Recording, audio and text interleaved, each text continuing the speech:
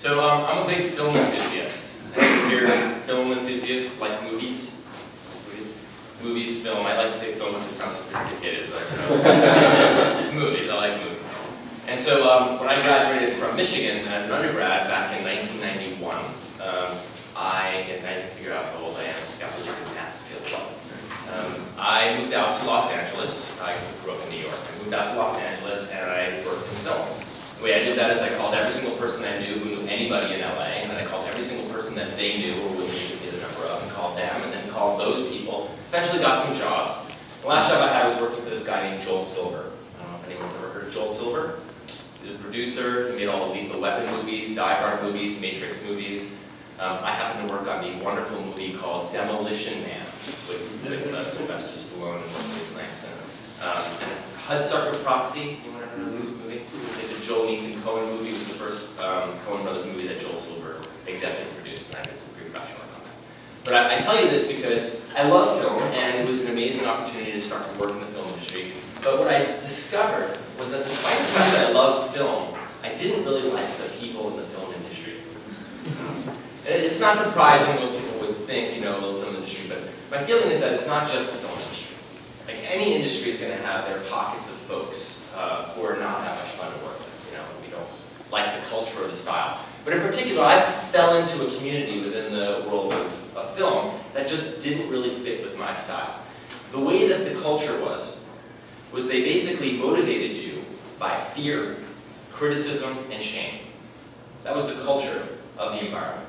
And that's not a culture that I particularly thrive in. It's a culture I understand really well, and I know I can do really well in that, but I won't thrive. And I won't actually do my best work. And as a result of it, I left. And within 2 weeks after I left, I was teaching math and science to 5th and 6th grade kids from Iran and Russia in Fairfax district of LA. It's a very different kind of environment than the Warner Brothers lot. But what I discovered being a teacher was that I loved film, but it wasn't making films I think I really loved. What I loved is what films did to me. And the kind of power that film has to communicate story and a human element, and to develop a sense of connection and meaning out of our experiences in life. That's what actually was drawing me to film. That's what drew me to teach. And that's what actually ended up drawing me to become a clinical psychologist. And my goal now as a psychologist is twofold. I have a private practice in Davis. I see individuals and I run psychotherapy groups. And I also do organizational consulting and public speaking. And the speaking that I do is actually very similar to what I did, or wanted to do actually, in the film industry.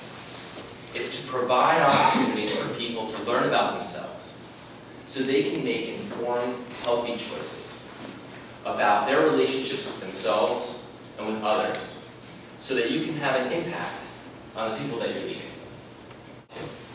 Because everything I'm going to do today is going to be about modeling. My hope is that I can model for you today what being a good leader is.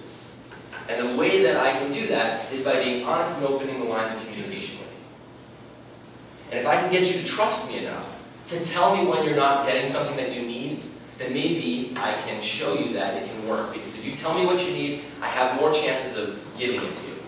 If you don't tell me what you need, then I have to guess. I'm a very good guesser, actually. But I'm not that good. I do much better if I have more data and information. Does that make sense? You like this so far?